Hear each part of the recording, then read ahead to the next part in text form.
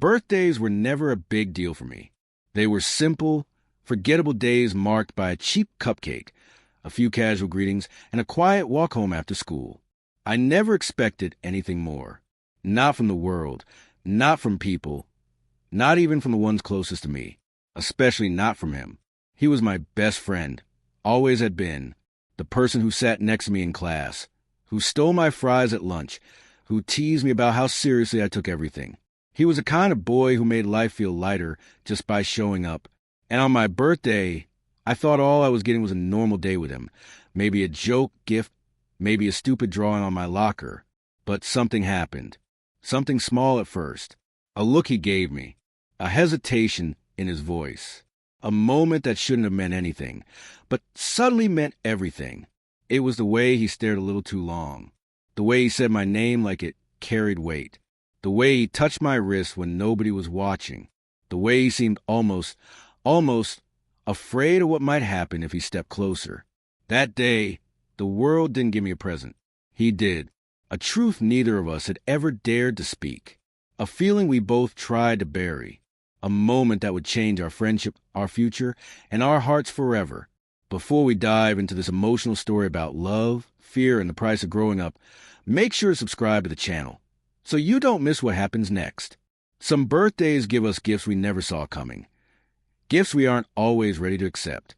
And this was mine. Birthdays were never a big deal for me. Growing up, they were just another day. Same routine, same people, same quiet dinner with my mom humming gospel songs while I pretended I didn't hear her getting emotional about how fast life moved. But this year felt different. Maybe because it was my first birthday away from home. Maybe because I was turning 18. Or maybe, if I was honest with myself, it was because of him. His name was Jordan Blake, my best friend since freshman year at Westbridge High. The kind of friend who knew the difference between my "I'm fine" and my "I'm barely holding it together." The kind of friend who carried extra headphones because he knew I always forgot mine. The kind of friend who punched anyone who made fun of the way I dressed, but also told me I looked ridiculous when I actually did. Jordan wasn't perfect, but he was real, warm, loyal, safe. And on the morning of my birthday, he showed up at school with a stupid grin, a lopsided hat, and 2 coffees balanced in one hand like he'd practiced. "Happy birthday, idiot," he said, pushing the iced vanilla latte into my hands. "How'd you know this is exactly what I wanted?" I asked. "Because I pay attention," he said with a shrug, like it was the most casual thing in the world. I rolled my eyes, but warmth spread through my chest. "Thanks, man." "Nah," he said. "Thank me after school. I have a surprise." I almost choked on my drink. "A what?" "A surprise," he repeated. "Don't freak out." Which obviously made me freak out. Jordan walked ahead, backpack slung lazily over his shoulder. That easy confidence in every step. People noticed him everywhere he went. Girls, guys, teachers, even a janitor. Not because he was the most popular or the hottest guy in school, though both could be true. It was just that Jordan had a way of making the world feel louder when he entered a room. You couldn't ignore him even if you wanted to. And for years, I convinced myself that whatever I felt around him was normal. Just friendship. Just comfort. Just him. But lately, especially these last months, it felt like something warmer, heavier, deeper was growing beneath the surface. Something I didn't dare name. Because he was my best friend. And because I couldn't lose him. And because nothing ruins a friendship faster than wanting more. We walked into homeroom together. As always, he dropped into the seat beside mine, stretched his arms behind his head, and whispered, "Enjoy your last day as a 17-year-old nobody. Tomorrow, you'll be an 18-year-old nobody." "Wow," I said. "Thanks for the affirmation." He grinned, bumping his knee against mine. "Anytime." It was stupid how my heart reacted. Like a small tap from him meant something more, something intentional. I hated how transparent I felt. I hated how good it felt anyway. By lunchtime, the whole school knew it was my birthday. Not because I told anyone, God forbid, but because Jordan told everyone who breathed oxygen. He dragged me to a lunch table decorated with a plastic tablecloth, confetti, and a cupcake with a crooked candle stuck in the frosting. Dude, I muttered. This is legendary, he said. Horrifying. He nudged me. Make a wish. I'm not doing this in front of people. You don't have a choice, he said, crossing his arms. I will physically restrain you if necessary. You wouldn't. He raised an eyebrow. Want to bet? The entire table watched as I rolled my eyes and leaned over the cupcake. But as the tiny flame flickered, something strange happened. I hesitated. What was I supposed to wish for? Good grades? More friends? A better haircut? No. What I really wanted was something I couldn't say out loud. Something dangerous. Something impossible. I wanted Jordan to look at me the way I looked at him. I exhaled, blowing out the candle quickly, hoping no one could read my face. Jordan clapped loudly. Woo! My boy is officially grown. Shut up, I said, but I was smiling. After lunch, he walked me to my next class. Usually we separated at the stairs. He'd go right, I'd go left. But today, he followed me halfway down the hallway. You okay? He asked suddenly. Yeah. Why? You're different today. I'm older. No, he said. You're hiding something. His eyes locked on mine, deep brown, focused, searching. Jordan had always been terrifyingly good at reading me. I'm fine, I said softly. He tilted his head, like he didn't believe me but wouldn't push further. Okay, something huge after school. Meet me behind the gym at 4. What is it? He grinned. Can't tell you, but it's good. I promise. He walked backward, still facing me, before turning and disappearing into the crowd. And suddenly, all the noise around me felt distant, because no matter how much I tried to bury it, the truth pulsed quietly in my chest. I was falling for him, slowly, dangerously, without permission. The rest of the day felt like a blur of seconds and hours mixed together. Every thought led back to him. Every moment pressed harder on the truth I didn't want to face. At 3:58, I was already behind the gym. The wind was cool, carrying the sound of distant laughter and the metallic echo of someone kicking a ball. I sat on the low wall, tapping my foot nervously, trying not to overthink everything. Then Jordan arrived. He jogged over, cheeks flushed, hair messy, breath uneven like he had run just to avoid being late. Sorry, he panted. Coach kept me longer. It's fine, I said. So what's the big surprise? He smiled too softly, too fondly, and my heart stumbled. Come with me. He led me across the field toward the old picnic tables behind the science wing, a spot where no one really hung out anymore. There, on the table, was a small white box with a ribbon. What is this? I asked. Your real present, he said. Open it. My chest tightened. I reached for the box, hesitating for a second before lifting the lid. Inside was something simple, but something that hit me so hard I forgot how to breathe. A Polaroid photo of us, taken last year, arms around each other, smiling like the world was nothing but sunlight. Under it, in Jordan's messy handwriting, you make life better, even when you don't see it. My breath trembled. Jordan, I whispered. He stepped closer. Too close. His voice dropped. Happy birthday, he said softly. And then he looked at me, really looked, with a tenderness I had never seen before. A tenderness that was either my imagination or the beginning of something dangerous, something beautiful, something that might ruin everything.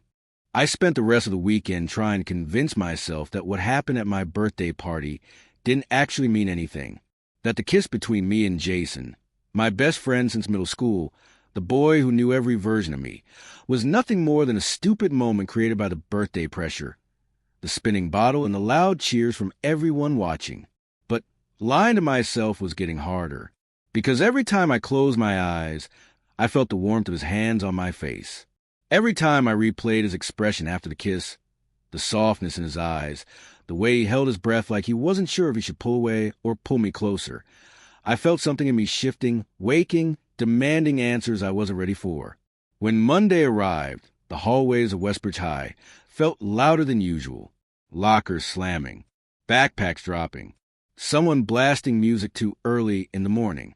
But beneath all of that, I kept searching for him, and he found me first. "Hey," Jason said, appearing beside my locker like he always did, except this time his voice was lower, hesitant. "Hey," I answered, heart thudding a little too fast. For a moment, neither of us spoke, which was strange. We always talked. About everything. About nothing. But now the silence between us felt like a living thing. Awkward, fragile, unfamiliar. Jason rubbed the back of his neck. "About Friday." "Don't," I said quickly. "We don't have to talk about it."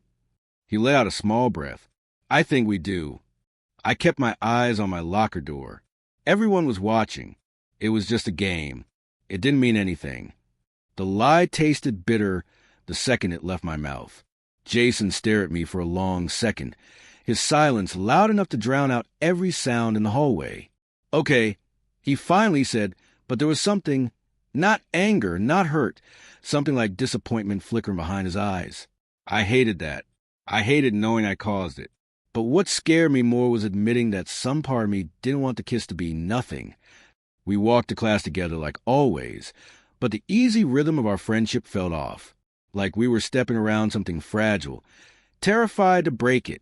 When we sat side by side, Jason tapped his pencil against his desk, stealing glances at me when he thought I wasn't looking. I was looking. I noticed everything now. At lunchtime, our usual table felt too exposed, too crowded, too loud. I sat down anyway, pretending nothing had changed. Jason sat next to me, pretending the same, except when our legs brushed under the table, both of us froze. He moved away first. I wanted to tell him that he didn't have to, but I didn't know how. Halfway through lunch, his best friend from the track team, Chase, sat across from us and smirked. "So, birthday boy," Chase said, poking Jason's arm. "You gonna tell me why you ran home after party the other night? Thought you'd stick around for the after-hours chaos." Jason stiffened. My stomach dropped. "Nothing happened," Jason said. Chase raised a brow. "Really? 'Cause I heard 2 people got pretty friendly behind the couch after the bottle hit the chosen one." Heat shot up my neck. Jason's jaw tightened. "Drop it." Chase smirked and leaned back. "Relax, man.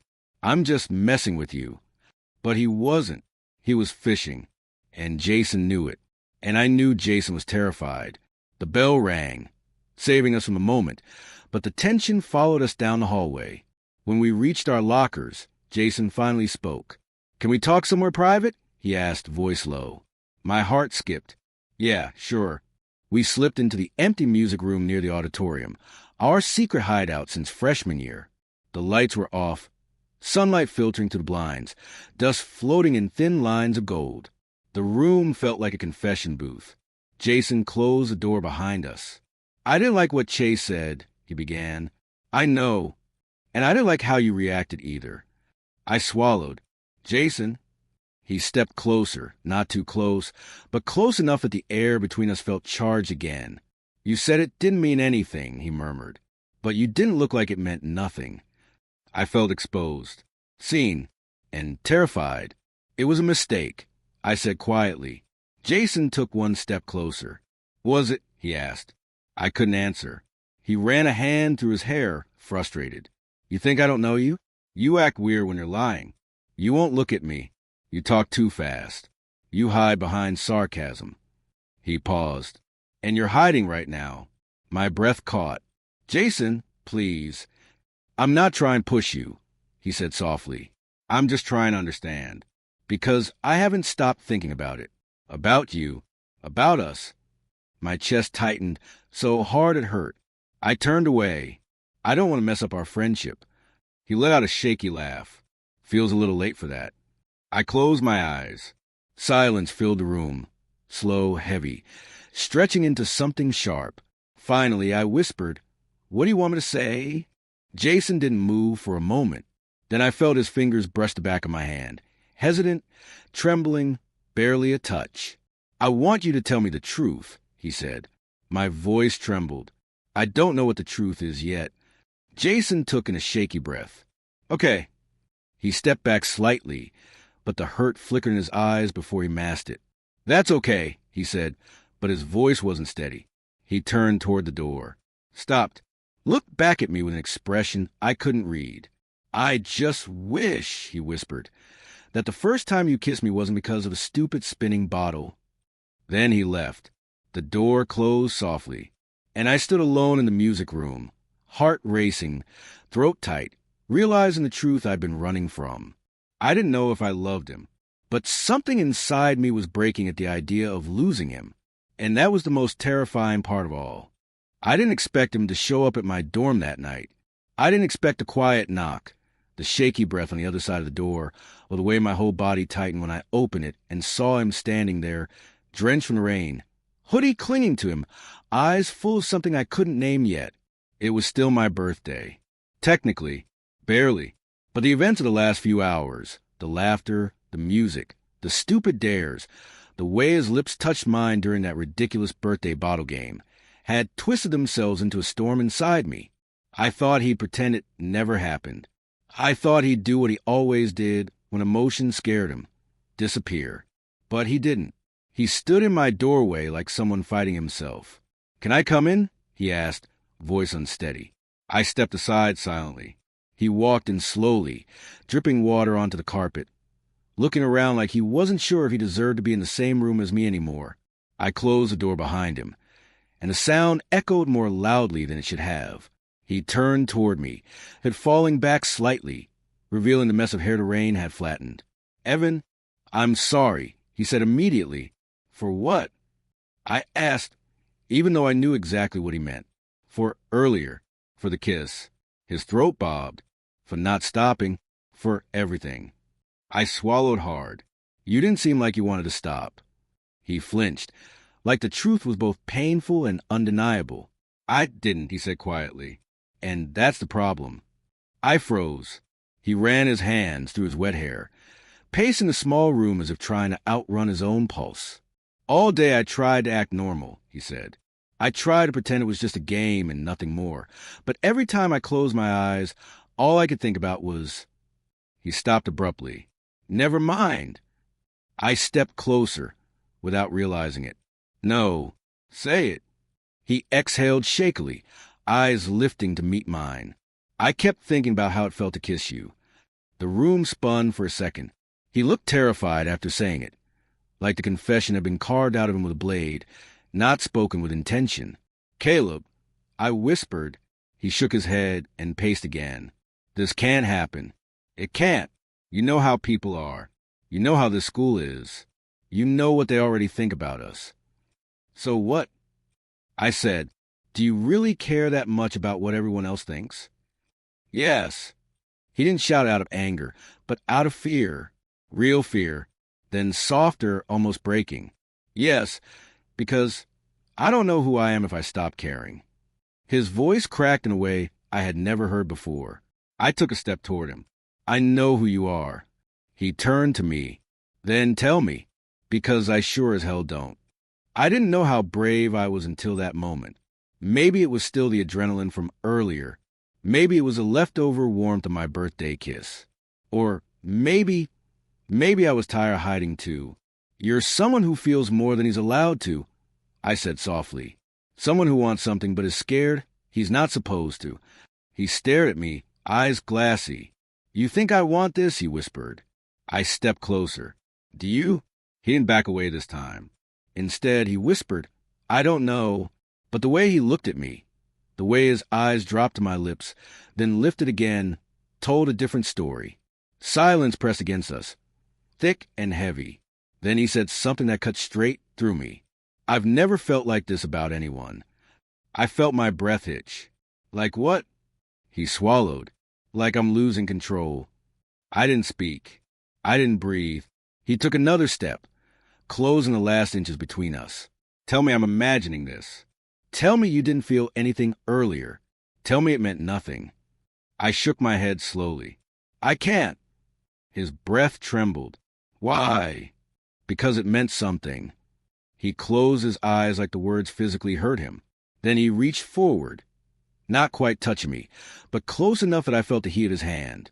"You're my best friend," he whispered. "I don't know how to feel anything else without ruining everything. Maybe everything is already different, I said. He opened his eyes again. They were shining in the soft dorm light, full of fear, longing, confusion, and something that pulled me toward him like gravity. He whispered, almost pleading, "Evan, what are we doing?" I felt myself shaking, but I didn't step back. "I don't know," I said, "but I don't want to pretend anymore." He let out a breath, shaky, uneven, and for a moment neither of us moved. But then he reached up slowly and took the hem of his soaked hoodie, peeling it off, revealing the thin t-shirt underneath clinging to his chest. "I hate this," he whispered. "Hate what?" "This feeling, this wanting, this fear." I moved closer. "You don't have to hate it." He flinched again, like he wanted to believe me, but didn't trust himself enough to try. "I'm not ready," he said suddenly. "I'm not ready for whatever this is supposed to be. I'm not ready to be someone else. I'm not ready to lose everything I've ever known." His voice cracked. "And I'm terrified that being near you is going to make me do all of that anyway." The words hit me like cold water, because they weren't cruel. They weren't rejection. They were honesty, painful, tangled, heartbreaking honesty. I swallowed the ache in my throat. "Then what do you want me to do?" He looked at me with raw desperation. "Don't make me choose," he whispered. I stepped back as if he'd shoved me, because that hurt. I opened my mouth to answer, to fight, to plead, to cling to whatever we had left. But his phone buzzed loudly in his pocket. He pulled it out, glanced at the screen, and his face drained. "I have to go," he murmured. "No," I whispered. "Caleb, don't walk away again." "I have to," he repeated, stepping back toward the door. "But tonight's my birthday." He froze, just for a moment. Then he whispered, "That's why I came." And before I could say another word, before I could take his hand or stop him or ask him to stay, he slipped out the door, closing it softly behind him, leaving me standing alone in the dark, birthday lights still flickering, with the echo of his confession and the weight of the kiss we both pretended we didn't want, crushing my chest until I couldn't breathe. The next morning felt heavier than any morning of my life. It wasn't because of classes or assignments or the chaos of our senior year. It was because of him. Every time I closed my eyes the night before, I saw his face lit by the birthday candles, saw the way he looked at me like he was holding a confession behind his teeth, saw the way the world shifted when he said my name like it meant something. And I saw the fear in his eyes after the kiss during the game. The fear he tried to hide. The fear I pretended not to see. I kept replaying it. The sound of glass spinning on the floor, the cheers, the pressure in the room, the way he leaned in as if the world had forced him to do it, and yet something in him wanted it too. His lips on mine felt like an accident, but the way he stayed there for that extra heartbeat, that felt like a choice. Now I was stuck with 100 questions and no answers. By the time I reached school, the hallways buzzed with gossip about the party. Everyone talked about who puked, who cried, who hooked up. No one cared about truth. They cared about stories. And stories grow teeth in high school. But the moment I stepped into the hallway, I noticed it. People staring, whispering, glancing at me, then at him. Him, Aaron, standing by his locker, surrounded by friends but not really with them. His arms crossed, his shoulders tense, his jaw tight. He kept nodding and pretending to laugh, but his eyes were somewhere else. They were on me. Every few seconds he'd glance over, tiny, stolen looks, like he was checking to see if I was okay, or maybe checking if I hated him now. I didn't. If anything, I was terrified of how much I didn't. I walked to my locker and forced myself to focus on the combination. But the second I opened it, someone leaned against the locker beside mine. Aaron. He didn't speak immediately. He didn't try to joke or pretend nothing had happened. He just stood there, hands in his pockets, breathing shakily like he was gathering courage. "Hey," he said quietly. My pulse kicked. "Hey." He looked around to make sure no one was listening. "Can we talk?" "Somewhere else." I nodded, because honestly, I didn't trust my voice to do anything else. We slipped out the side entrance of the building into the courtyard, the place where no one ever hung out before lunch. He stopped walking once we were alone and scrubbed a hand over his face. "About yesterday," he began. My stomach knotted. I'm sorry if I made things weird, he said. I didn't mean to. Aaron, I cut in gently. You don't have to apologize. He blinked, surprised. I kissed you, he said softly. I mean, the game made me, but I didn't exactly pull away. That last part came out shaky, full of meaning. You didn't. I echoed. He swallowed hard. And I've been thinking about it all night. I felt my breath stutter. You have? He nodded, eyes dropping to the ground. I don't know what's happening to me. I don't know why I felt something. I've never felt that with anyone before. And I keep trying to tell myself it's nothing, that it was a stupid game, that I'm making it bigger than it is. His voice cracked. But the truth is, he exhaled, trembling. I can't stop thinking about it. Or you. I stared at him, heartbeat thudding in my ribs like it wanted to break free. Aaron, I whispered. He finally looked up, eyes bright, conflicted, scared. I don't know what to do with this, he said. I've always liked girls. I still do. But when I'm around you, I feel different. Like I'm supposed to say something or do something, or he shook his head helplessly. I don't know. I just know something's changing in me, and I can't pretend it's not. The courtyard felt too quiet, too small, too dangerous. You don't have to figure everything out right now, I said softly. You don't owe me anything. That's the thing, he whispered. I feel like I do. Why? He took a hesitant step closer. Because you look at me in a way no one else ever has, he said. Because when I'm around you, I don't feel like the guy everyone expects me to be. I feel like me. His voice trembled. I don't want to lose that. For a moment, neither of us breathed. And then, before either of us could step closer or pull away, the courtyard door slammed open. Two guys from Aaron's friend group stepped outside talking loudly, but froze when they saw us. Their eyes narrowed, their smirks sharpened. Their minds jumped to conclusions instantly. Aaron, one of them said slowly, exchanging glances with the other. What are you doing out here? He stiffened beside me, panic returning instantly. Just talking, Aaron said quickly. With him? The other guy asked, raising an eyebrow. There it was, the implication, the judgment, the danger we both felt but never named. Aaron stepped back, not much, but enough to say more than words ever could. The guys glanced at each other again, and one of them let out a quiet laugh.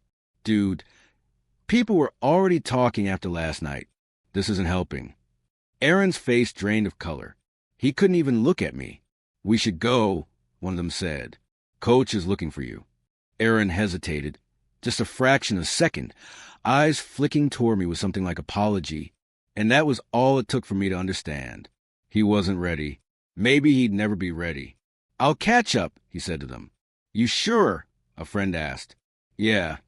They left, but the echo of their laughter stayed behind. Aaron turned to me again, face tight, voice low. I'm sorry, he whispered. I didn't want them to see us. I didn't want. He trailed off, unable to finish. I nodded, even though it hurt more than I expected. It's okay. It's not, he said, voice breaking. Nothing about this is okay. He looked at me with a kind of pain that made my chest ache. But I can't lose you, he whispered, even if I can't be what you need. Those words hit harder than any kiss ever could. He stepped back again, slow, sad, like he was walking away from something neither of us knew how to hold on to. I need time, he said. Please, don't give up on me yet. Then he left the courtyard, left me standing alone, left a silence behind that felt like a storm about to break. And deep down, I knew something was coming, something that would change both of us forever. I didn't sleep the night before my birthday, not because I was excited, or because of the messages from classmates piling up on my phone, or even because my mom kept shouting from the hallway that I should at least pretend to rest. No, I didn't sleep because all I could think about was him. Aiden, my best friend, the boy who had held my face in the hallway and said he felt something he shouldn't. The boy who kissed me behind the gym like it was the most natural thing in the world. The boy who looked terrified afterward, like loving me was the beginning of a disaster he couldn't escape. And today, he was avoiding me again. On my birthday. I sat alone at the corner of the cafe near campus, stirring the same drink for 40 minutes. People kept coming in with balloons, gifts, laughter, but it all felt distant, irrelevant. The only person I cared about hearing from still hadn't shown up. Then my phone buzzed. One message from him. Meet me at the old music room. Please. My stomach dropped. The music room. The one nobody used anymore. The one where we used to hide between classes to complain about teachers and laugh until our ribs hurt. The one where everything between us had started to shift without either of us noticing. I grabbed my coat and walked quickly across campus, the winter air slicing across my cheeks. Every step felt heavy, like I was walking toward something that would either fix everything or destroy what was left of us. When I reached the door, I paused. My hand shook on the doorknob. I pushed it open. Aiden stood inside, leaning against the old piano, his hands shoved deep in his hoodie pocket, hair messy like he'd been running his hands through it for hours. He looked up. His eyes were tired, not from lack of sleep, but from fighting something inside him too big for words. "Hey," he said quietly. "Hi." I answered, closing the door behind me. "You didn't show up at school." "I know." "And you didn't answer my texts." "I know. And it's my birthday." He winced. "I know. I'm sorry." The coldness in my chest spread deeper. "Then why am I here, Aiden?" He took a shaky breath. "I needed to talk to you," he said, without people watching, without rumors, without pressure. Pressure from who? He hesitated. Too long. "Aiden." I stepped closer. "What's going on?" He swallowed hard and looked away. "People are talking about us. About the kiss. About me. About everything." I felt my heartbeat spike.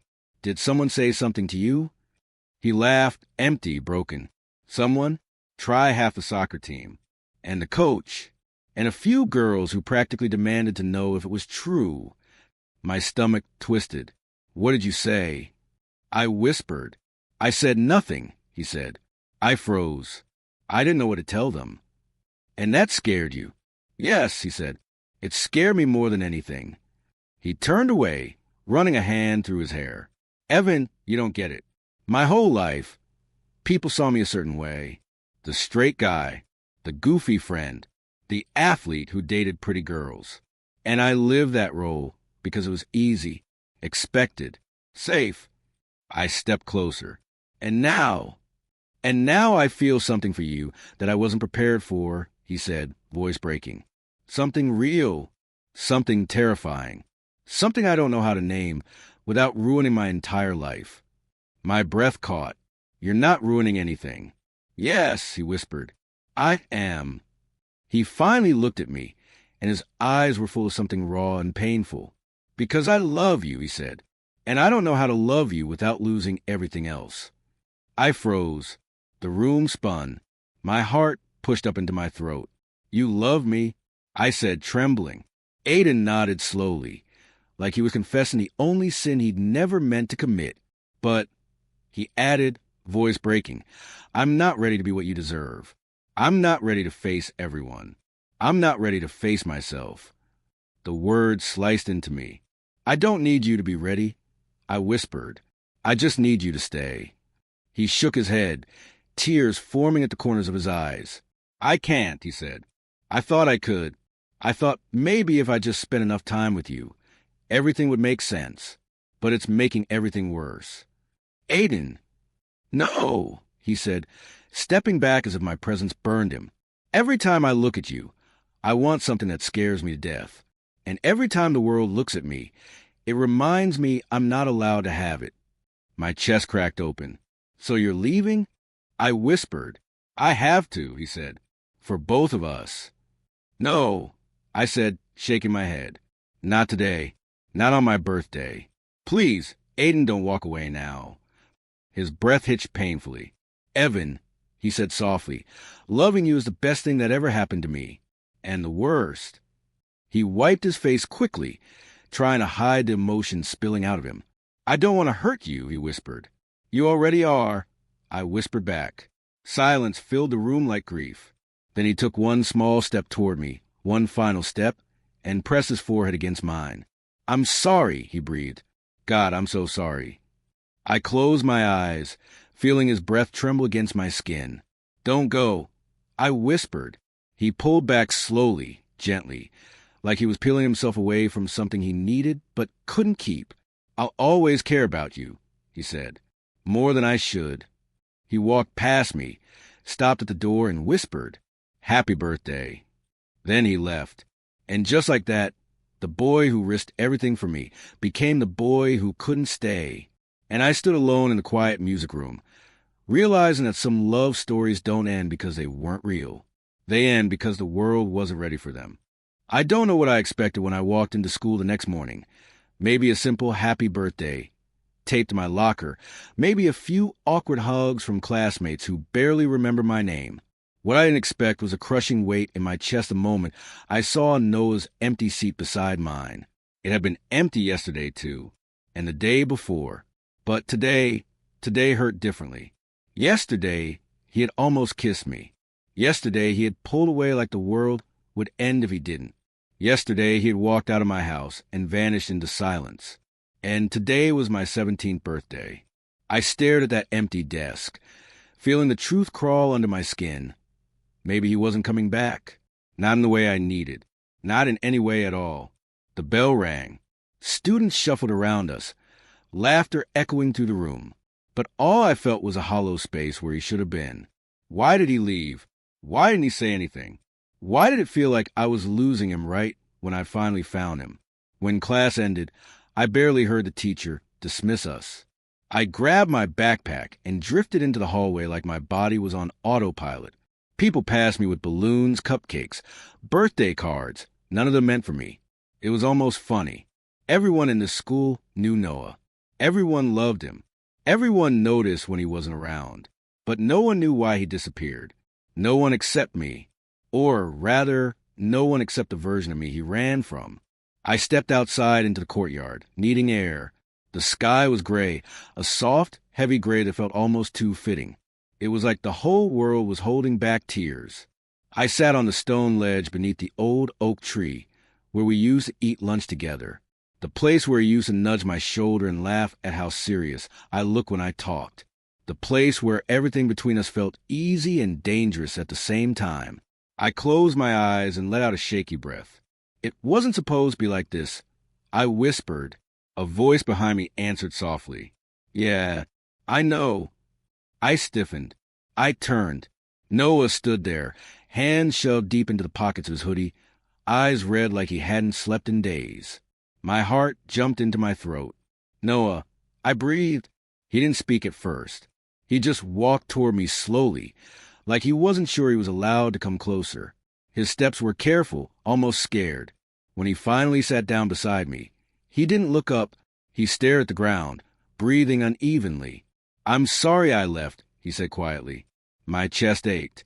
"Why did you?" He swallowed hard. "Because I didn't know how to look at you without wanting something I'm not supposed to want." My breath caught. "I got scared," he continued, voice cracking. "Not of you, of myself, of how real it felt when we almost—" He stopped, unable to finish the sentence. I waited. The silence between us felt fragile, like a thread stretched too thin. Finally, he said, "I didn't want to ruin your birthday." "You didn't," I said. "You showing up, that's enough." Noah shook his head. "No, it's not. None of this is how it should have been. You deserve someone who isn't confused every time you look at him. Someone who doesn't freeze when you get too close." I stared at him, feeling something inside me slowly crack open. "Do you have any idea how much it hurt?" I asked. "You just disappeared. You didn't talk to me. You didn't let me help." "I know," he whispered. "And every second I stayed away, it hurt me too. I didn't expect that. Not from him. Not today." He finally lifted his eyes, and the look in them nearly broke me. "I care about you," he said. "More than I should. More than I can handle." And when I thought about what almost happened between us, I panicked. "Why?" "Because wanting you feels right," he whispered. "But admitting it feels wrong." Something in my chest twisted painfully. "I don't want to lose you," I said softly. "You won't," he said quickly. I can't be what you want. Not now. Maybe not ever. His voice trembled on the last word. A cold wave washed over me. Sad, quiet, final. But I don't want to hurt you, he added. And every day I get closer to crossing a line I don't know how to live with. I nodded slowly, not because I agreed, but because I could see the fear in him, the fear of choosing a life he didn't feel ready for, the fear of choosing me and losing everything else. No, I whispered, you're not broken, you're not confused, you're scared, and it's okay to be scared. He looked at me with eyes full of apology. You're the best person I've ever met, he said, but I can't give you a half version of myself. Silence fell between us, heavy, unkind, real. He reached out and gently touched my hand, barely a brush, soft enough to feel like goodbye. Happy birthday, he whispered. My throat tightened. Stay with me a little longer. He shook his head, eyes shining with tears he refused to let fall. If I stay, he said, voice breaking, I won't be able to walk away. My heart collapsed. He stood slowly, pulling his hoodie tighter around himself as if bracing against a storm. I'm sorry, he said one last time. Then he walked away. And this time, he didn't look back. I watched him go, my chest aching in a way I knew would linger long after the day. Long after the candles, long after the wishes, long after the parts of him that would stay with me whether I wanted them to or not. Some love stories don't end in confession. Some don't end in a kiss. Some end in the quiet, painful truth that timing can be as cruel as it is beautiful. And as I sat under that oak tree, alone on my birthday, I realized something. He loved me enough to walk away, and I loved him enough to let him.